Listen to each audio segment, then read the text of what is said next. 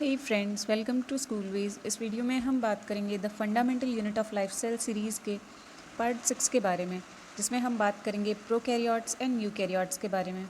अपने previous video में हम ऑलरेडी बात कर चुके हैं न्यूक्लियस के बारे में, जो कि एक बहुत इंपॉर्टेंट ऑर्गेनल या कॉम्पोनेंट है सेल का।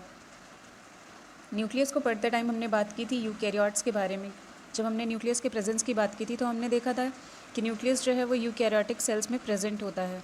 आज हम जानेंगे कि न्यूक्लियस के बेसिस पे ऑर्गेनिज्म कितने टाइप के होते हैं, प्रोकैरियोट्स यूकैरियोट्स की क्या डेफिनेशन होती है और डिफरेंसेस के बारे में बात करेंगे। इस वीडियो के एंड में आपसे कुछ क्वेश्चंस पूछे गए हैं, जिनके आंसर्स अगर आपको आते हैं तो आप उनके आंसर्स कमेंट सेक्शन में दे सकते हैं। अगर आपको उनके आंसर्स नहीं आते तो आप प्रीवियस वीडियोज़ को चेक कर सकते हैं। Let's move to the next slide. सबसे पहले हम बात करेंगे न्यूक्लियस के बारे में। न्यूक्लियस एक मेम्ब्रेन बाउंड स्ट्रक्चर है जो कि जेनेटिक मटेरियल को कंटेन करता है। न्यूक्लियस के बाहर की साइड जो एक कवरिंग दिखाई दे रही है जो कि पोरस है, इसे हम न्यूक्लियर एनवलप कहते हैं। और ये जो छोटे छोटे पोर्स हैं हम इन्हें न्यूक्लियर पोर कहते हैं। ये जो बाहर की कवरिंग है डबल लेयर्ड होती है और इनमें पोर्स होते हैं, इसलिए सेलेक्टिवली परमिएबल होती है। इस एनवलप का काम होता है न्यूक्लियस के अंदर के जो कंटेंट्स हैं, ये जो कंटेंट्स हैं न्यूक्लियस के अंदर पर्पल जोन में, इनको साइटोप्लाज्मिक कंटेंट्स जो सेल ऑर्गेनल्स वगैरह होते हैं उनसे अलग करके रखना, सेपरेट करके रखना। न्यूक्लियर कंटेंट को और साइटोप्लाज्मिक कंटेंट के बीच में एक बैरियर का काम करती है न्यूक्लियर एनवलप या न्यूक्लियर मेम्ब्रेन। अब हम बात करेंगे न्यूक्लियस के बेसिस पे ऑर्गेनिज्म कितने टाइप के होते हैं। अगर हम बात करें न्यूक्लियस के बेसिस पे ऑर्गेनिज्म कितने टाइप के होते हैं, तो दो टाइप के ऑर्गेनिज्म होते हैं न्यूक्लियस के बेसिस पे, प्रोकैरियोटिक एंड यूकैरियोटिक। सबसे पहले हम बात करेंगे प्रोकैरियोट्स के बारे में। अगर हम बात करें प्रोकैरियोट्स के बारे में तो ये प्रिमिटिव सेल्स होते हैं जिसमें न्यूक्लियस का डेवलपमेंट प्रॉपर नहीं हुआ होता है। मोस्टली जो प्रोकैरियोट्स होते हैं वो यूनिसेल्युलर होते हैं, उनमें मेम्ब्रेन बाउंड स्ट्रक्चर्स नहीं प्रेजेंट होते। इस डायग्राम में आप देख सकते हैं, इसमें आपको सेल ऑर्गेनल्स नहीं दिखाई दे रहे हैं, ना लाइसोसोम, माइटोकॉन्ड्रिया वगैरह कुछ भी दिखाई नहीं दे रहा है। ये ब्लू सेक्शन जो आप देख रहे हैं, ये सेक्शन साइटोप्लाज्मिक सेक्शन है। ये जो रेड पोर्शन आप देख रहे हैं, ये जो रेड वाला पोर्शन आप देख रहे हैं इरेगुलर शेप्ड, ये न्यूक्लियस का सेक्शन है, पर यहाँ पे न्यूक्लियस की जगह न्यूक्लियोइड प्रेजेंट होता है।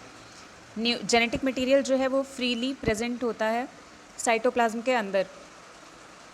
न्यूक्लियोइड जो है वो एक इरेगुलर शेप्ड रीजन होता है जिसमें कि जेनेटिक मटेरियल प्रेजेंट होता है और वो साइटोप्लाज्म में फ्रीली प्रेजेंट होता है। उसके आसपास कोई मेम्ब्रेन नहीं होती, किसी मेम्ब्रेन से बाउंडेड नहीं होता, उसे हम न्यूक्लियोइड कहते हैं। कुछ प्रोकैरियोट्स जैसे कि साइनोबैक्टीरिया जो होते हैं, ये आपस में लार्ज कॉलोनीज फॉर्म कर सकते हैं। अभी हमने बात की प्रोकैरियोट्स की, आगे हम बात करेंगे यूकैरियोट्स के बारे में। अब हम बात करेंगे यूकैरियोट्स के बारे में। यूकैरियोट्स की बात करें तो यूकैरियोटिक सेल्स जो होते हैं वो डेवलप्ड होते हैं। वो यूनिसेल्युलर भी हो सकते हैं और मल्टी सेल्युलर भी हो सकते हैं। यूनिसेल्युलर जैसे अमीबा में देखा होगा कि अमीबा जो है वो इरेगुलर शेप्ड भी है, पर वो यूकैरियोटिक भी है क्योंकि उसमें न्यूक्लियस प्रेजेंट होता है और वो सिंगल सेल्ड है, मीन्स यूनिसेल्युलर। और मल्टी सेल्युलर का एग्जाम्पल ले तो हम खुद मल्टी सेल्युलर का बहुत अच्छा एग्जाम्पल है। हम मल्टी सेल्युलर ऑर्गेनिज्म हैं, हमारी बॉडी में जो सेल्स होते हैं उनके न्यूक्लियस जो हैं वो प्रॉपर डेवलप्ड होते हैं। उनके बाहर एक आउटर कवरिंग होती है डबल लेयर्ड मेम्ब्रेन की, और उसके अंदर जेनेटिक मटेरियल और न्यूक्लियर कंटेंट पाया जाता है।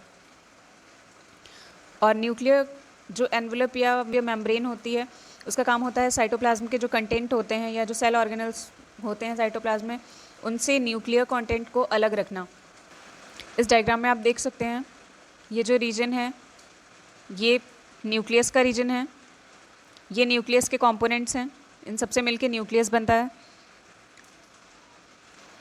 अगर हम बात करें साइटोप्लाज्मिक कंटेंट की तो ये माइटोकॉन्ड्रिया, यहाँ आप देख सकते हैं mitochondria, centriole, vesicles, cytosol, endoplasmic reticulum, ribosomes, lysosome, Golgi body, ये सारी चीज़ें जो हैं वो साइटोप्लाज्म के अंदर होती हैं। और न्यूक्लियस का जो कंटेंट होता है वो साइटोप्लाज्म से सेपरेट करने का काम न्यूक्लियर मेम्ब्रेन या न्यूक्लियर एनवलप का होता है। यूकैरियोट्स में membrane bound cell organelles present होते हैं। तो आज हमने इस वीडियो में बात की प्रोकैरियोट्स और यूकैरियोट्स के बारे में। नेक्स्ट वीडियो में हम नेक्स्ट सेल ऑर्गेनेल के बारे में बात करेंगे।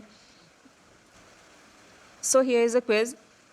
फर्स्ट क्वेश्चन में आपसे पूछा गया है कि न्यूक्लियोलस क्या प्रोड्यूस करता है, न्यूक्लियोलस में किस चीज़ का प्रोडक्शन होता है। सेकंड क्वेश्चन में पूछा गया है कि ऑस्मोसिस में किस चीज़ का ट्रांसफ़र या एक्सचेंज हो पाता है, किस मीडियम का ट्रांसफ़र या एक्सचेंज हो पाता है। ये दोनों क्वेश्चंस आपके प्रीवियस वीडियोज़ में कवर किए जा चुके हैं। इनके आंसर्स आपको प्रीवियस वीडियोज़ में मिल सकते हैं। अगर आपको नहीं पता तो आप प्रीवियस वीडियोज़ को चेक कर सकते हैं। And that's the end of the video. Thanks for listening. Keep learning and keep growing.